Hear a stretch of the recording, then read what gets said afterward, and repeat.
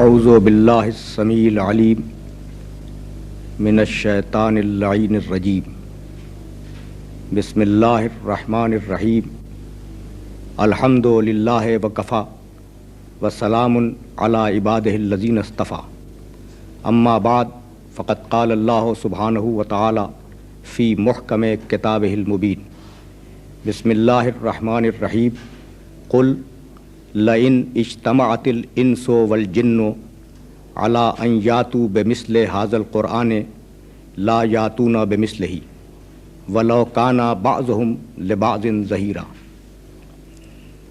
عزیزان محترم، سورہ بنی اسرائیل قرآن مجید کا 17واں سورہ ہے، اور اس سورہ کی جس آیت کی تلاوت کا شرف حاصل کیا گیا اس کا نشان 88 ہے۔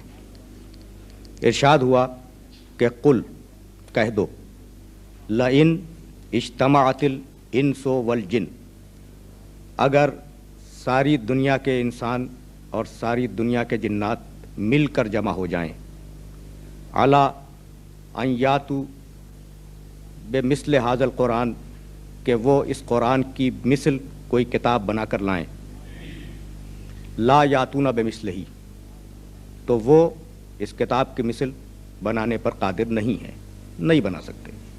وَلَوْ كَانَ بَعْضُهُمْ لِبَعْضٍ ظَهِيرًا، اگرچہ یہ ایک دوسرے کی مدد ہی کیوں نہ کریں اس کتاب کا جواب لکھنے میں اور جواب بنانے میں۔ یہ ایک چیلنج ہے جو قرآن مجید نے ساری دنیا کے انسانوں پر اور ساری دنیا کے جناتوں پر وارد فرمایا۔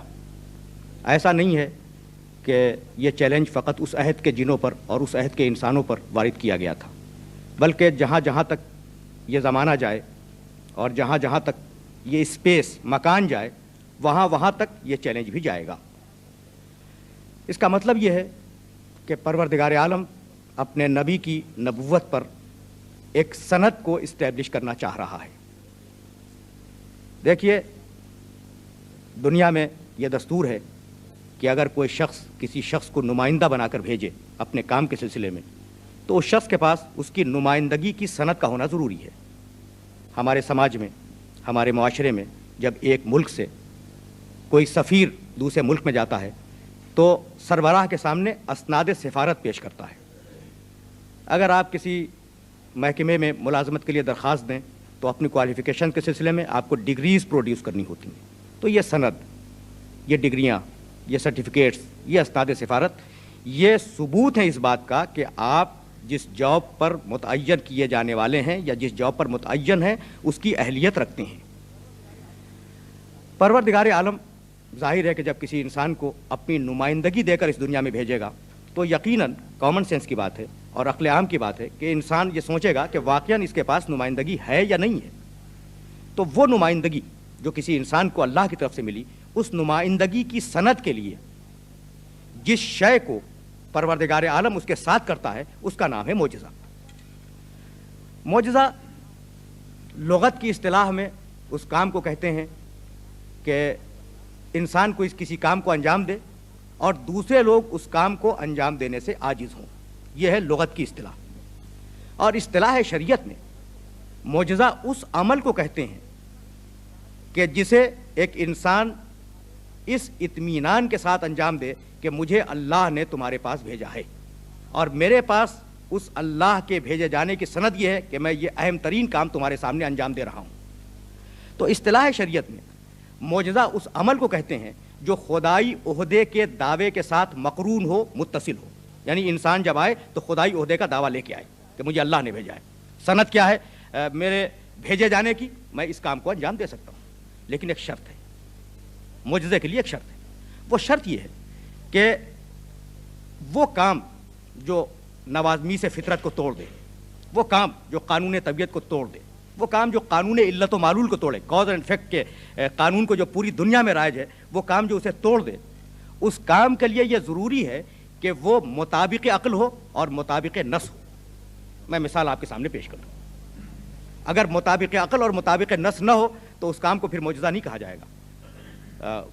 میں بات کو ذرا سا واضح کرنا چاہ رہا ہوں، یعنی حکم عقل کے عین مطابق ہو اور حکم شرع کے عین مطابق ہو۔ مثلا آج اگر کوئی شخص آنے کے بعد یہ دعویٰ کرے آپ کے سامنے کہ میں اللہ ہوں، نعوذ باللہ میں خدا ہوں، تو کیا یہ اس کا دعویٰ قابل سماعت ہوگا؟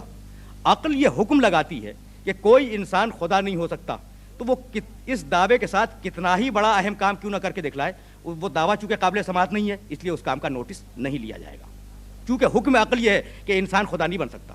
اسی طریقے سے ختم نبوت کے اعلان کے بعد کہ پیغمبر اکرم آخری نبی ہیں، اگر کوئی شخص آج آ کے آپ سے یہ کہے کہ میں نبی ہوں، دعویٰ قابل سماعت ہے؟ نہیں ہے، اس لیے کہ نبوت ختم ہو چکی، اب وہ دعویٰ کرے اور دعوے کے ساتھ ساتھ کوئی دلیل بھی ساتھ میں لے آئے الٹی سیدھی جیسی بھی ہو، تو آپ کے لیے وہ دعویٰ قابل سماعت ہی نہیں ہے۔ اس لیے ضروری ہے کہ ایسا عمل ہو جس سے ساری انسانیت عاجز ہو جائے اور وہ دعویٰ عقل و شرع کی بنیاد پر قابل سماعت بھی ٹھہرے، جب تو اس کا نام معجزہ ہوگا۔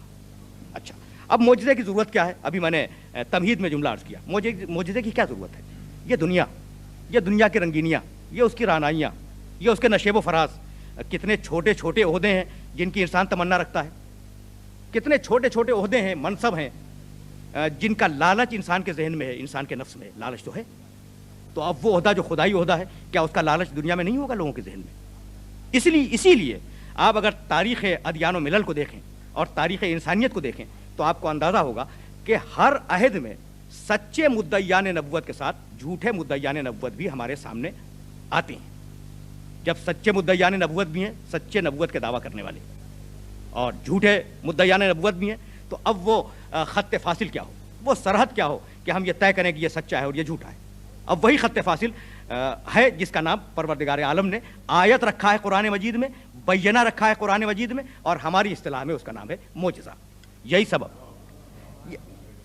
سبب ہے کہ حضرت ابراہیم علیہ السلام کی آتش کا گلزار ہو جانا، حضرت موسیٰ علیہ السلام کا عصا، حضرت موسیٰ علیہ السلام کو ید بیضہ، حضرت یوسف علیہ السلام کا علم تعبیر خواب، حضرت داؤد علیہ السلام کا لہن، حضرت عیسیٰ علیہ السلام کی شفا بخشی، یہ سارے وہ معجزات ہیں جو ہر دور میں نبوت کی صداقت کی دلیل بنتے رہے۔ لیکن عجیب بات یہ کہ اگر آپ توجہ فرمائیں گے تو ہر نبی کو ایک مخصوص معجزہ دیا گیا، ہر نبی کے ساتھ ایک مخصوص معجزہ آیا ہے۔ وہ مخصوص معجزہ کیا ہے؟ اب ظاہر ہے کہ تفصیلات کا وقت نہیں ہے، جس عہد میں جیسا مزاج تھا اسی سے ملتا جلتا معجزہ، جس عہد میں جیسا مزاج۔ اب مثلا حضرت داؤد علیہ السلام کے عہد میں ترنم کا رواج تھا، غنا کا رواج تھا، خوش الحانی کا رواج تھا، اسے توڑنے کے لیے حضرت داؤد علیہ السلام کو لہن دیا گیا۔ حضرت موسیٰ علیہ السلام کے عہد میں جادوگری کا رواج تھا، جادو کا زور تھا، اسے توڑنے کے لیے انہیں عصا دیا گیا تاکہ جادو کو توڑ دے۔ حضرت سلیمان علیہ السلام کے عہد میں جن بڑے زور و شور سے آگے بڑھ کے آئے تھے انہیں ہوا پہ چلنے کی قوت عطا فرمائی گئی، جنوں پہ کنٹرول دیا گیا۔ تو جیسا عہد ہو، جیسا مزاج ہو، ویسا ہی معجزہ دیا جائے۔ طب نے عروج پایا حضرت عیسیٰ علیہ السلام کے عہد میں، انہیں یہ قوت دی گئی کہ وہ ہاتھ رکھ دیں مردہ زندہ ہو جائے، ہاتھ رکھ دیں مریض شفایاب ہو جائے۔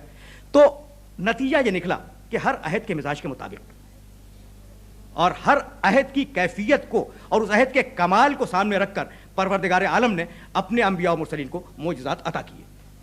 پیغمبر اکرم علیہ الصلوۃ والسلام جس عہد میں تشریف لائے وہ عہد علم و ادب کا عہد تھا، لٹریچر کا عہد تھا، شاعری کا عہد تھا، خطابت کا عہد تھا۔ اس لیے اس عہد کے کمال کو توڑنے کے لیے پروردگار عالم نے ایک ایسا معجزہ عطا کیا کہ ساری زبانیں گنگ ہو جائیں اور فقط یہ کتاب بولتی رہے، فقط یہ کتاب بولتی رہے۔ یہی سبب ہے کہ چیلنج کیا پوری انسانیت کو اور سارے جنوں کو کہ قل لئن اجتمعت الانس والجن علی ان یاتوا بمثل هذا القرآن لا یاتون بمثلہ ولو کان بعضهم لبعض ظہیرا۔ کہہ دو کہ ساری انسانیت، سارے جنات اگر مل کر بھی اس کتاب کا جواب لانا چاہیں تو اگر ایک دوسرے کی مدد ہی کیوں نہ کریں وہ اس کا جواب لانے سے عاجز ہیں۔ کتنا بڑا چیلنج ہے، پوری انسانیت کو چیلنج ہے نا، سارے جنوں کو چیلنج ہے، ساری ذی شعور مخلوق کو جو اس کائنات میں بستی ہے اس کو چیلنج ہے کہ لاؤ اس کتاب کا جواب لکھ کے لاؤ۔ آپ جانتے ہیں، مجھ سے بہتر جانتے ہیں کہ جس قوم کو پہلی مرتبہ مخاطب کیا گیا اس آیت میں وہ قوم عرب ہے۔ عرب کے معنی بولنے والا، یہ وہ قوم تھی جو اپنے آپ کو عرب کہتی تھی، عرب کے معنی بولنے والا، اور ساری انسانیت کو عجم کہتی تھی، عجم کے معنی گونگا۔ کتنی قوت ہے ان کی زبان میں، کتنی قوت ہے، کتنا فورس ہے ان کی زبان میں کہ وہ اپنے آپ کو عرب سمجھتے ہیں، ساری دنیا کو عجم سمجھتے ہیں۔ حمیت والے لوگ, غیرت والے لوگ, آن پر مر مٹنے والے لوگ, اور ان کے سامنے مکے کا ایک یتیم نوجوان چیلنج کر رہا ہے کہ لاؤ اگر تمہارے پاس کوئی جواب ہے اس کتاب کا تو لے کے آؤ. ہے نا, کیا ہونا چاہیے تھا؟ ساری دنیا کے ذہن و فکر و دل و دماغ کو اپیل کرنا چاہتا ہوں کہ کیا ہونا چاہیے. ایک یتیم نوجوان جس کا کوئی علمی پس منظر نہیں ہے, کوئی علمی پس منظر نہیں ہے, جس کا کوئی اکیڈمک بیک گراؤنڈ نہیں ہے, اور وہ مکے کی چار دیواری میں کھڑے ہو کر یا خانہ کعبہ کی چار دیواری میں کھڑے ہو کر یہ آواز بلند کر رہا ہے کہ اگر یہ اللہ کی کتاب نہیں ہے اس کا جواب لکھ کے لاؤ. ہونا یہ چاہیے تھا کہ عرب جن میں بہترین خطیب موجود تھے, جن میں بہترین شاعر موجود تھے, جن میں بہترین لغوی لغت کے جاننے والے موجود تھے, جن میں بہترین اوریٹرز خطبہ موجود تھے, لکھنے والے موجود تھے, عرب قوم انہیں جمع کرتی اور جمع کرنے کے بعد یہ کہتی کہ اس یتیم مکہ نے ہمیں چیلنج کیا ہے, تم اس کا جواب لکھو. ہونا یہ چاہیے تھا نا. خدا کی قسم یہ عجیب و غریب بات ہے کہ ان عربوں نے, غیرت والے عرب, حمیت والے عرب, اپنی آن پہ مر مٹنے والے عرب, ان عربوں نے لڑنا گوارا کیا, مر جانا گوارا کیا, اپنے بچوں اور اپنی عورتوں کا اسیر ہو جانا گوارا کیا, لیکن ایک سطر اس کے جواب میں نہیں لکھی. اس سے بڑا بھی معجزہ کوئی ہو سکتا ہے قرآن کا؟ بھائی حمیت ہے نا, غیرت ہے. ذرا ذرا سی بات پر 70 سال کی جنگیں لڑنے والے لوگ ہیں تو آئیں اس کتاب کی ایک سطر کا جواب لکھ دیں, لیکن نہیں لکھا. اچھا تو کیا عرب کی قوم خاموش بیٹھ گئی؟ نہیں عزیزان محترم, عرب کی قوم خاموش نہیں بیٹھی, بار بار چیلنج ہے, چیلنج پہ چیلنج ہے کہ لاؤ اس کتاب کو جواب لکھ کے لاؤ. تو اب عربوں نے ایک میٹنگ کی. میں ایام عرب سے ایک چھوٹا سا واقعہ قرآن کے معجزہ ہونے کے ثبوت میں پیش کرنا چاہ رہا ہوں. عربوں نے ایک میٹنگ کی, ایک جلسہ بلایا, اور بلانے کے بعد کہا کہ دیکھو یہ بنی ہاشم کا جوان مسلسل ہمارے خداؤں کو برا کہہ رہا ہے, ہمارے دین کو تباہ و برباد کر رہا ہے, اور بار بار یہ کہتا ہے کہ اس کتاب کا جواب لکھ کے لاؤ. ایام عرب سے پوری ذمہ داری کے ساتھ اس واقعے کو کوٹ کر رہا ہوں آپ کی خدمت میں. اس کتاب کا جواب لکھ کے لاؤ. سارے شعراء ہیں, ادبا ہیں, خطبہ بیٹھے ہوئے ہیں, بڑے بڑے عرب دانشور بیٹھے ہیں, ان کے سامنے سرداران قریش نے اور سرداران مکہ نے یہ مسئلہ پیش کیا کہ خدا کے لیے اس کا جواب لکھو, اس کا جواب لکھو, ورنہ یہ شخص ہمارے دین و مذہب کو تباہ و برباد کر دے گا. انہوں نے کہا کہ اچھا جتنا بھی کلام اس کا موجود ہے وہ ہمیں دے دو, ہم جواب لکھیں گے, اور آئندہ سال موسم حج میں آ کر تمہارے سامنے اس کا جواب پیش کریں گے. ایام عرب کے واقعات لکھنے والوں نے یہ لکھا ہے کہ جب ایک سال متواتر قوم عرب انتظار کرتی رہی اور موسم حج آیا, شعراء جمع ہوئے, ادبا جمع ہوئے, خطبہ جمع ہوئے, پوچھا جواب لائے؟ کہا کہ جواب تو نہ لکھ سکے, اس لیے کہ ہمارے بس میں اس کا جواب لکھنا نہیں تھا, ہمارے بس میں اس کا جواب لکھنا نہیں تھا, جواب تو نہیں لکھ سکے. کہا کچھ کرو ورنہ یہ تمہارے اور ہمارے دین آبا کو تباہ و برباد کر دے گا, باپ دادا کا جو دین چلا رہا ہے نا اسے وہ تباہ و برباد کر دے گا, کچھ کرو. کہا کہ اچھا ہم جواب تو نہ لکھ سکے, لیکن بہرحال کتاب تو ہے ہمارے پاس, جتنی کچھ بھی ہے ہم اس میں کنٹراڈکشنز تلاش کریں گے, تضادات تلاش کریں گے, اور ان تضادات کو تمہارے پاس تمہیں لا کے دے دیں گے تاکہ تم اس کے سامنے پیش کرو کہ یہ تو کنٹراڈکشن سے بھری ہوئی کتاب ہے. کہا کہ اچھا یہی کرو.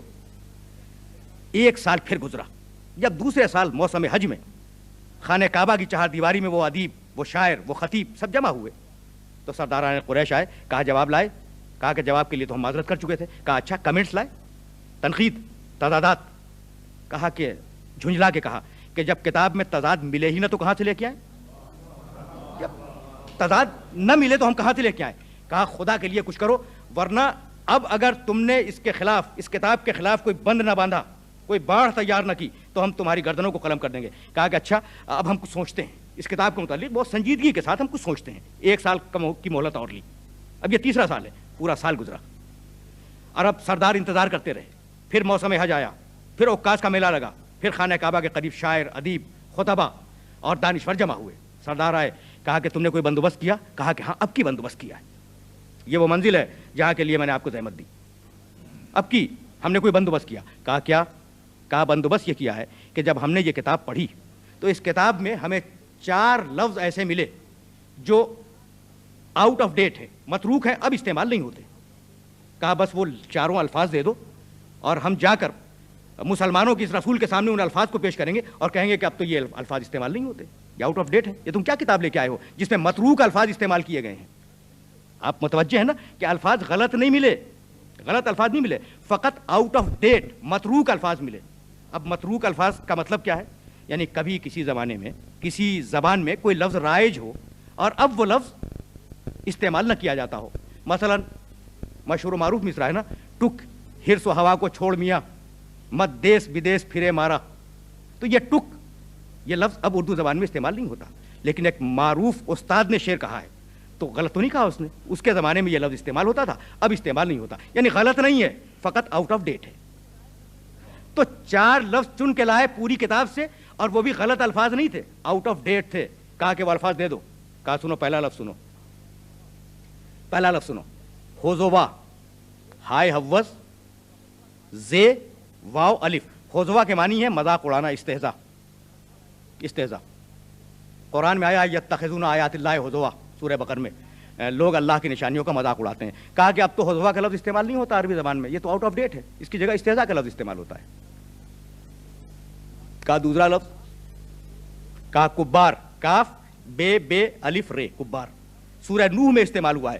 وہ مکرو مکرن کبارا، انہوں نے مکر کیا، بہت بڑا مکر، تو کبار کے معنی بہت بڑا۔ کہا کہ اب کبار کا لفظ استعمال نہیں ہوتا، اب تو کبیر کا لفظ استعمال ہوتا ہے۔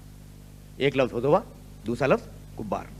کہا اور 4 لفظ لائے تھے نا، اور کہا ان ھذا لشیء عجاب، شے کے معنی چیز، شے کے اوپر لام استعمال ہوا ہے، لشیء۔ تو اب عربی زبان میں لام کا استعمال شے پر نہیں ہوتا، اس لیے لشیء آؤٹ آف ڈیٹ ہے، شیء کہو، یہ لشیء کی کیا ضرورت ہے۔ کہا چوتھا لفظ، کہا عجاب، ان ھذا لشیء عجاب، عجاب کے معنی عجیب، تو اب عربی زبان میں لفظ عجیب استعمال ہوتا ہے، عجاب استعمال نہیں ہوتا۔ تو اب 4 لفظ ملے سرداران قریش کو، خوش ہوئے کہ اب ہم جائیں گے مسلمانوں کے رسول کے پاس اور جا کر یہ کہیں گے کہ تمہاری کتاب میں 4 لفظ آؤٹ آف ڈیٹ ہیں، متروک الفاظ ہیں۔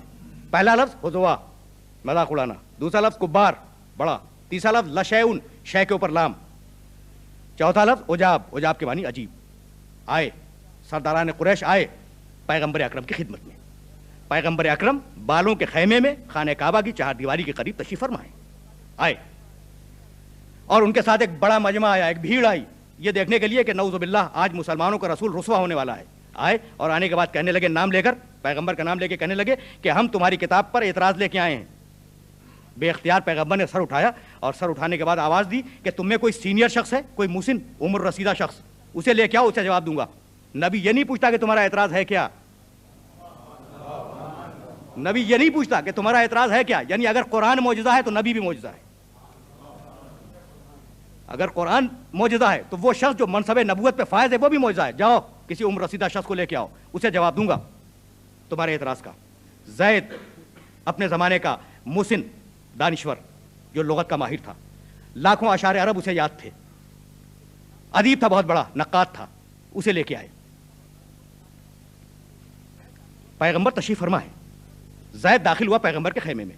عرب کے کلچر کا دستور یہ تھا کہ اگر کوئی مہمان آئے تو انسان اٹھ کے تعظیم کرے۔ وہ بوڑھا شخص 95 سال کی عمر کا شخص خیمے میں داخل ہوا، پیغمبر کو تحیت کے الفاظ کہے، پیغمبر بیٹھے رہے، جواب دے دیا، بیٹھے رہے، کھڑے نہیں ہوئے تعظیم کے لیے۔ جب وہ بیٹھ گیا پیغمبر کھڑے ہو گئے، جب وہ کھڑے ہوئے تو بوڑھا شخص ہے نا گھبرا کے کھڑا ہوا تعظیم کے لیے۔